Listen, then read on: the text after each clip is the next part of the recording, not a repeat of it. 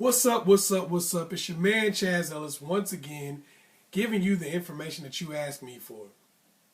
I want to first of all start out by saying thank you to everybody who has supported the Chazz Ellis Project on Kickstarter.com. And for some of you who have not supported the Chazz Ellis Project on Kickstarter.com, it is not too late. There are 8 days left. We're getting close, but we can get even closer. Let's make this happen. So if you haven't donated yet, click on the annotation that's going to be here, somewhere on this video. Click on that annotation and make your donation. Do it. So, for some of you who don't know, because you're not on Facebook with me, if you do donate anything, whatever you donate, you will get an email address that's going to allow you to get preferred question answering. That means that the other list will not really get checked. Yours is going to be the first one to get checked. So you're going to have the opportunity to get questions answered for you. So that's pretty cool. Also, because I get such a high volume of questions, I do need to address this because some people get upset because I don't answer their questions. Or they're like, well, you used to answer all the questions really quickly and everything. Well, that was when like 20 people would send me a question in a day. And I'm pretty quick at answering stuff. So I can answer 20 questions in a day. But when 120 or 150 people send me a question in a day, I'm not going to get to everybody. It's going to take, they'll fall behind. Some people will be months before you get a question answered, and some people won't get them answered at all. And what I realized was there's really no rhyme or reason to how you end up answering the questions. You know, it just kind of becomes, okay, this person came first. I'm trying to answer this. I'm trying to answer that. And then if you have different people asking questions on different things, it's kind of hard to figure out, you know, whose questions you want to answer. So that's why with the Kickstarter program, I said, you know what? It'd be a good idea for people who donated to the Kickstarter program to just be able to get their questions answered. Because everyone's not going to get their question answered. It's not possible. Too many people ask.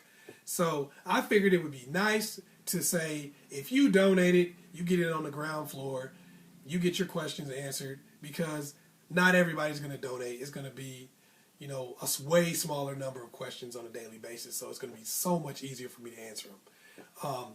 To be honest with you, after this Kickstarter program, because I feel like everybody has an opportunity to go ahead and donate if you so choose. So everybody who donates is going to get that email address. And after the Kickstarter program, there may end up being a cost associated with asking questions on AskChazzEllis, just because there's so many people who do. So don't get mad at me, because right now you can donate $1 to Kickstarter and you can get the email address. So that's a choice you make. Keep it real with yourself. Anyway, I'm answering a question right now that I get a lot, actually. And it's, how do you know that you're really falling in love? This is a question I really get a lot, because I guess it's the thing where a lot of times you may think you're in love with somebody, you think you really care about them, and you really don't. You know, sometimes you're just lonely, or sometimes you're just on a rebound. It's a bunch of different reasons. So I just came up with some of the signs that you can really tell that you're really falling in love. Number one is they make you happy when you're with them and when they leave. Some people that you deal with make you happy for a few minutes or an hour or two when you're with them, but as soon as you leave, they leave you feeling drained and upset and angry, because they just never really give you what you want. You know, they make you're happy when you're around them because you just have that idea of, oh, this is possibly going to go the way that I want it to. But then as soon as they leave and you realize, nope, it's the same crap I always deal with, you're not happy, you're upset, you're sad. So you want somebody to make you happy when they're there and when they leave. You're still happy, you're still kind of on a cloud a little bit. You really care about their happiness. This is something you got to listen to. You really care about their happiness, and don't just do things to keep them with you. There's a lot of people who wait on somebody hand and foot, cater to their every need, but they don't really do that because they want that person to be happy or they want to make that person have a good life. They do it because they feel like that's what they have to do to keep that person around. If you don't feel like that person deserves those things and that that's what you want to do for them, then you're not really in love with that person. You're just not wanting to be alone. You're not wanting them to leave. You want someone that you want to give to, and you want to give the best of yourself to. If that's not the case, you're probably not in love, and they're going to notice that, which is probably going to cause them to treat you bad. You actually want to get to know them, and not just cling to the fantasy that you have about them. This is what a lot of guys do. This. The first thing I mentioned, or number 3, is kind of a lot of, or I guess number 2 was something that a lot of females do. Number 3, this one I just mentioned, is something that a lot of guys do. Really, where we'll have a fantasy about somebody, and this is what we know about. This is what we want in our lives. This is the kind of woman we want, but don't really want to get to know who the real person is, the core human being, their flaws, their mistakes, their life. We don't want to embrace that a lot of times. We want to embrace some fantasy person and don't want to really get to know the real human being and love that. And women do it too. But it's a big thing that lets you know that you don't really love the person. You pretty much love the idea of that person. And that'll come back to bite you. So that's something you really want to look into. Make sure that you actually want to know them.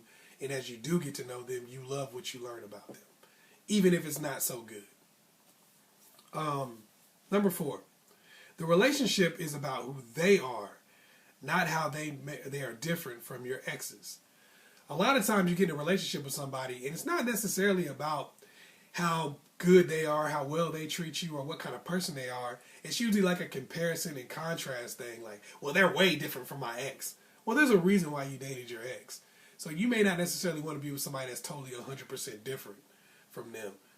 Sometimes you do now, don't get me wrong. Sometimes you dated somebody that was totally messed up and you were like, that I would never date that person again. I was in a different place in my life and I'm better now. But you don't want to make it, it shouldn't be about your ex. It should be about the person that you're dating currently. What they bring to the table, what they offer, how they treat you. It shouldn't be a situation where you're like, well, my ex, I don't like him because he was so ambitious and I don't want nobody that's anything like him. And then you get the dude that sits on the couch all day and plays Madden, and you're like, well, dang, I don't really like that either. But you liked it at first because you were comparing him to your ex. Your ex was really ambitious, and there were a lot of things about that person that you didn't like. So now you went with the polar opposite. My ex was really religious, and I want to be with somebody who's not religious because I don't want to deal with that anymore. Well, then you used to be with your ex who was always praying and telling you what you should and shouldn't do, and now you with a dude that smokes crack. You see what I'm saying? Like, you don't want to get too far into the opposites thing. You want to like them for who they are and love them for who they are. Number 5, you are both each other's preferred company and not just defaults. Sometimes you're in a relationship with somebody because you want something to do on Friday night, not necessarily because you want to do it with them. And that's not love. That's not a real situation where you really care about somebody. All that is saying, I'd rather be with you than be alone. I wouldn't rather be with you than be with my friend. I wouldn't rather be with you than be around some other people. I would rather be with you than be by myself. So you want to be the person's preferred company, and you want them to be your preferred company. Because that's how real love develops. Number 6. You both see a future, not just one of you. A lot of times you might think you're in love with somebody, and you're really not, because you're sitting here talking about, well, we're going to get married, and we're going to have a wonderful relationship, and we're going to have 2.5 kids in a house with a picket fence, and what do you want to do, honey? I was thinking about going to Applebee's and getting me a steak real quick. Give me that appetizer sampler. I just told you all that, and that's how you come at me? Look, girl, I ain't really thinking about doing that with you. I'm talking about going to get something to eat real quick. See, you don't want to be the only person thinking about a future. And it happens with guys, too, where it's like, yeah, man, I'm thinking about us getting a house together. I'm thinking about us just falling in love, and you saying you want to have kids, and I'm thinking we're going to name my son after me. And what you think about doing, girl? I was thinking about getting some shoes, and me and my friends were going to go out. I don't know what you're talking about. I'm not really seeing it like that all together yet. So y'all both have to be thinking about a future for you to be in love. Otherwise, you're just kind of chasing a dream, and it's not really. Love is a two-way street. You can't really love somebody who doesn't love you because they're not giving you a reason to love them. What you're doing normally is loving the idea of being in love and having somebody and not being alone. It's not really anything that person is specifically doing to make you say, I love you. Number 7. You want to be the best for them and not get them to accept the bare minimum. A lot of people are like this. They want to lock somebody in. They're like, well, I want to find somebody who will love me for me, and I don't feel like I should have to do this. I don't feel like I should have to do that. You need to accept the way I am. You need to accept the way I'm looking right now. You need to accept this. You need to accept that. Girl, you know what I'm saying? I'm not always going to have money. I'm not going to be this. I'm not going to be that. You need to accept the fact that I'm struggling and, I may never get better. If you really cared about me, you would accept it. No, that's not love. Love is trying to be the best you can possibly be so you can be the best you can for them. It's not just saying, oh, well, since they'll accept the fact that I'm broke, since they'll accept the fact that I never exercise, since they'll accept the fact that I don't know how to cook, since they'll accept the fact that I don't know how to fix anything or provide, then I'm just going to be that person and I'm never going to try to improve myself and get better. If you really love somebody, you're trying to be the best you can, not just for them, but also for yourself. You're trying to be the best that you possibly can and not just get that person to accept crap because they will. That's not love, that's being selfish. Number 8.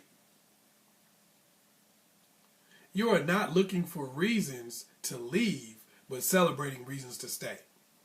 With a lot of people, they always like, you did this, so I don't really need to be in this type of situation. I don't want to deal with this crap. I don't have time for this bug crap. Get on out of my face with that. Girl, if you gonna act like that, I don't even need to be with you. I'm chucking you to deuces. Well, you know what? I really don't like somebody who does this. I really don't like somebody who don't paint their toenails on the weekends. You know what? I don't got time for this. You're celebrating reasons to stay. There's always going to be reasons in a relationship that would make you want to leave. Let's be real. There's always going to be things that happen that make you want to leave. And there's going to be times in your mind where you say, man, I can't put up with this. I can't deal with this crap. I don't want to deal with this. And you may even state that. But every single day you're looking for all the reasons that you want to stay. Those things that may make you want to leave are not something that you're constantly concentrating on and wanting to think about. What you're thinking about mostly is things that make you want to stay. You're celebrating the reasons that make you fall in love with that person in the first place. And you're celebrating the reasons why you want to be with them and what the good things that they have going for them and not constantly concentrating on the negative. When you talk to your friends about that person, you're talking about all the good things that they have going for them, not dwelling on negative things. That's not love. That's just settling. Number 9. They're actually making your life better in measurable ways, and you are doing the same for them. You want to be with somebody who you could actually say, my life is better for this reason. You have helped to make my life better. You have helped to improve my situation in this way, and this way. Measurable ways. But you also want to be able to say that with somebody else. I see a lot of people will sit here and tell me, well, he just never got a job, and he just never did this, and his life just never, we were together this long, and yada, yada, yada. Well, y'all didn't have a real loving relationship. I know you might think you did, but you guys didn't. Because you couldn't help him make his life better, and clearly he didn't help you make yours better. If somebody is the same exact person that they were when you met, and their life hasn't improved at all, that means you haven't been any better for them than they've been for you. I know that might piss you off. I know some people are like, well, I did everything I could. And it's not necessarily whether you did or didn't. I'm telling you that you were no better for them than they were for you. If their life sucked when they got done with you, and your life sucked, that means that you really didn't give anything to their life. Maybe you tried to, but y'all didn't have a loving relationship that allowed you to grow. That's just the way it is. Number 10, you take as much pride in helping them be successful as you do in your own success. That's kind of piggybacking the other one. If that person gets a great job and opens up a business or something like that, you take pride in helping them to do the best they can at their job or for their business to be successful. Not just, here's what I have, here's what I bring to the table, and it's some kind of competition. That's not love. Love doesn't have a competition thing where I'm trying to be better than you and you being good is a threat to me in some type of way. You're constantly trying to help them be better. And you take pride in them being better. You take pride in them gaining everything they can. You take pride in being the person to say, I helped them to do those things. Not just, I helped myself and made my life better and you just got tossed by the wayside. That's not love. That's, once again, just being selfish. That's having somebody around while you're selfish. And it doesn't work because they end up resenting you. When somebody doesn't see their life getting better and they don't see you helping their life to get better, they resent you. And they usually leave or cheat on you with somebody or whatever. So when you think about the things that help you to fall in love, when you want to know whether or not you're in love, go down a little checklist and say, am I doing these things? Is this my mentality when I'm dealing with this person? Or am I just lonely and anyone will do? So go over those things in your mind again. Once again, checking, are they making you happy when you're with them and when you're not? You really care about them, their happiness, and not just trying to keep them around.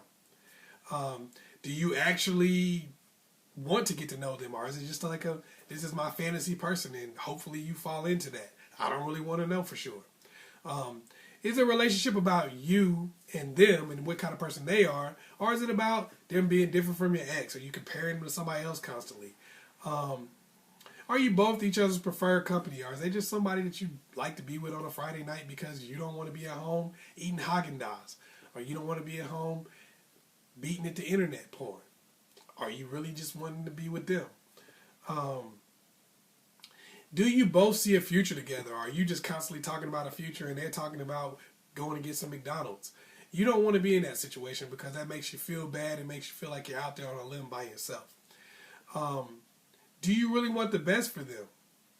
Are you really trying to be the best person that you can be for them? Or are you just saying, accept the bare minimums, accept how I look, accept how I act, accept what I am, and that's what I'm looking for. I want to get married to you so I can lock you down into a situation where I don't have to get any better. Number 8, are you looking for reasons to leave, or are you celebrating the reasons why you want to stay? Are you happy about the things that are going on in your relationship? Are you trying to keep a positive attitude, or are you just constantly being negative? Number 9, are they actually making your life better in measurable ways? Are you actually making their life better? Are things getting better for them since they've been with you? Are they just getting worse?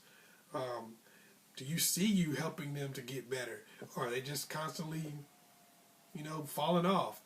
Is that the same thing that's happening with you? Like your life used to be good and now it kind of sucks. Number 10, do you take pride in their life being better? Do you take pride in their success? If not, you probably don't really care about them. Are you in a competition where you kind of want to keep them down? That's not love. So hopefully I was able to answer your question. Once again, it's your man, Chazz Ellis.